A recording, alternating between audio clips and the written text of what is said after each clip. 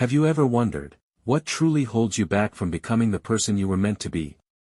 We often imagine the answer is to add more. More knowledge.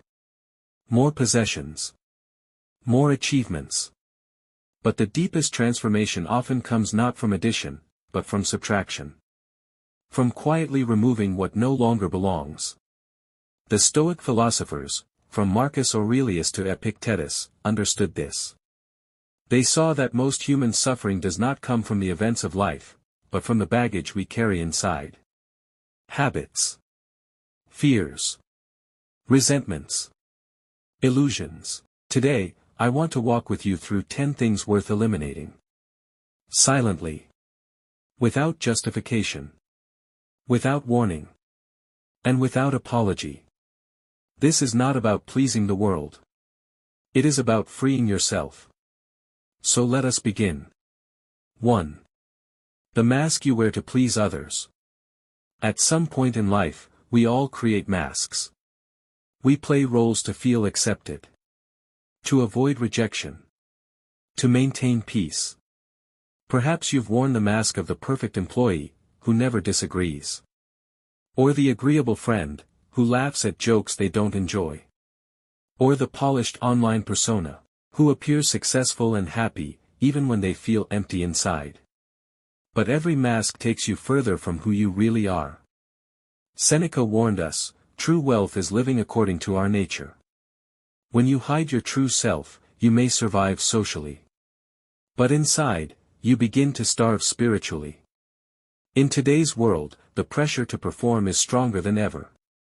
Social media amplifies the need to appear flawless.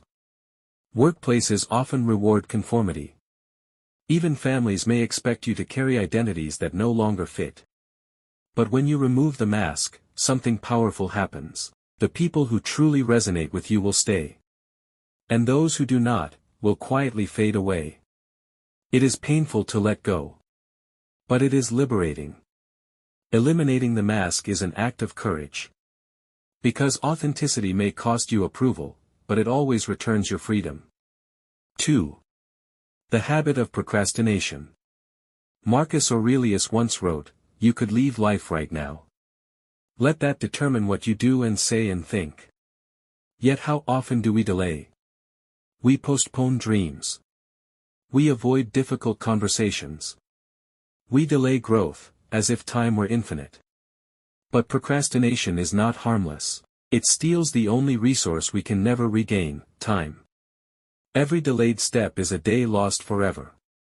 Today, procrastination often wears a clever disguise. We fill our days with busyness, emails, scrolling, meetings, convincing ourselves we are active, while quietly avoiding the one task that truly matters. But discipline is simpler than we think. It is not waiting for motivation. It is acting now. Imperfectly.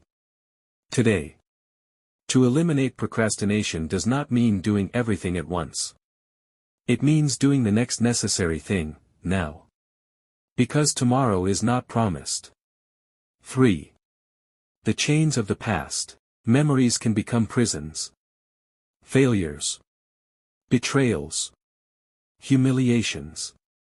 They echo in our minds, shaping our identity. Epictetus reminded us, it is not events that disturb people, but their judgments about events. The past itself does not exist anymore. What exists is the meaning we continue to assign to it. The chains are not the events. The chains are the stories we keep telling ourselves. Perhaps you fear trying again after a failed relationship. Perhaps you hesitate to pursue a dream because of an old mistake. Perhaps you replay words from childhood that still wound you. But meaning can be rewritten.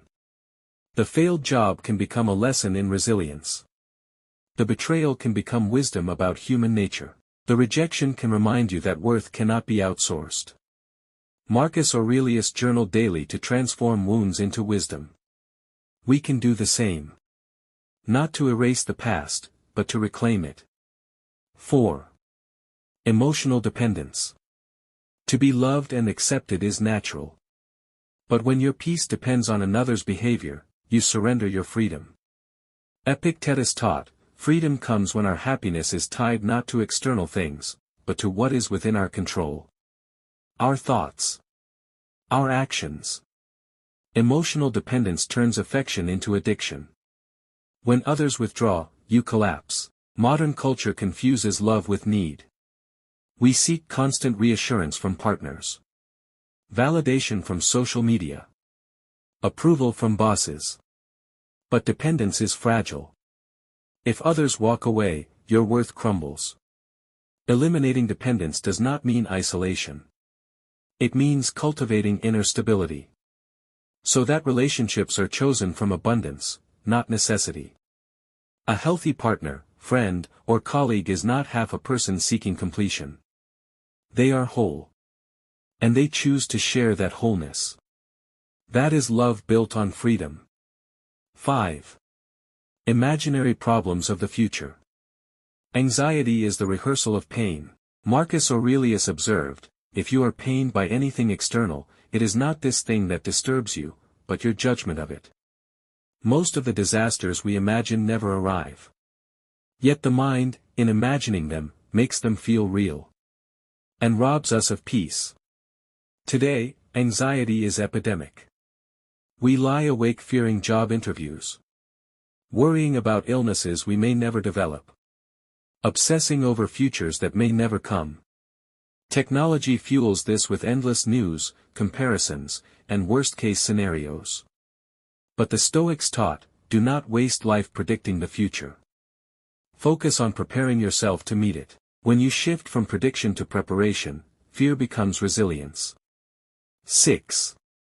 Resentment. Resentment is stored anger. A weapon aimed at others, but one that only wounds its owner. Seneca wrote, the greatest remedy for anger is delay.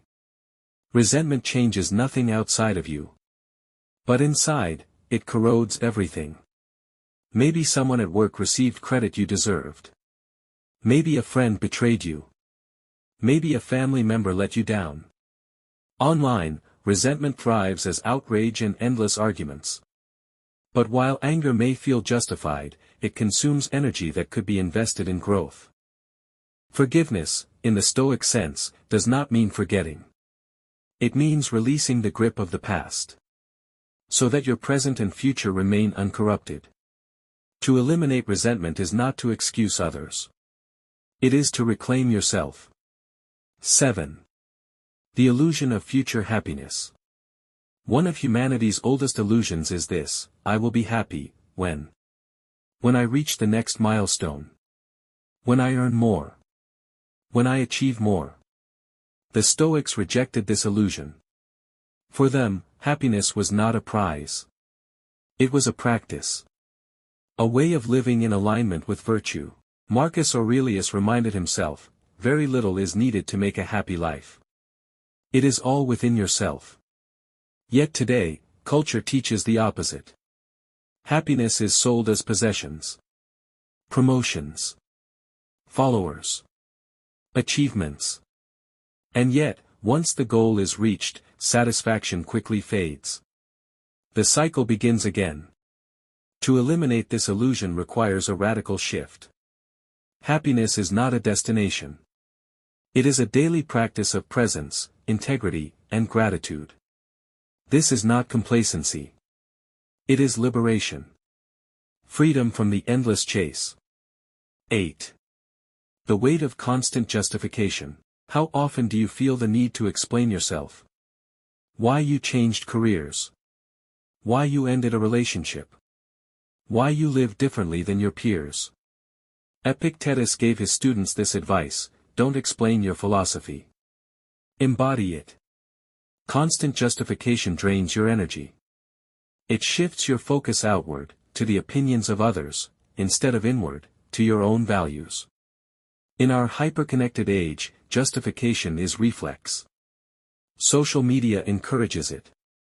We explain. We defend. We validate. But the Stoic path is one of silent strength. Integrity without applause. Conviction without approval. Eliminating constant justification is a declaration, my actions, my peace, and my progress, speak louder than any explanation ever could. 9. Destructive habits that erode body and mind. The Stoics believed body and mind were inseparable. Marcus Aurelius disciplined himself with exercise, reflection, and simplicity. Because weakness in one infects the other. Today, destructive habits are everywhere. Endless scrolling that steals rest. Processed food that numbs energy. Negative self-talk that poisons confidence. But every small improvement matters. One night of full rest. One balanced meal. One mindful pause. Discipline is not punishment. Discipline is freedom. Freedom from impulses. Freedom from weakness. Freedom to live with strength. 10. The habit of criticizing others. Criticism is often a shield. It protects us from looking inward. It is easier to point at others' flaws than to confront our own. Epictetus reminded his students, do not concern yourself with what others do or don't do. Concern yourself with what you do or don't do. Criticism may feel powerful, but it produces no growth. And today, criticism is everywhere. Social media thrives on it. Gossip fills workplaces and families. But every ounce of energy spent judging others is energy stolen from your own self-improvement. Eliminating criticism does not mean silence. It means redirecting focus. Instead of asking, what is wrong with them? Ask, what can I strengthen in myself? That shift turns judgment into responsibility. And responsibility into transformation. Closing. True freedom begins not with adding, but with removing. Eliminate in silence. Let your actions speak louder than words. And in that quiet, you will discover a life lighter, clearer, freer.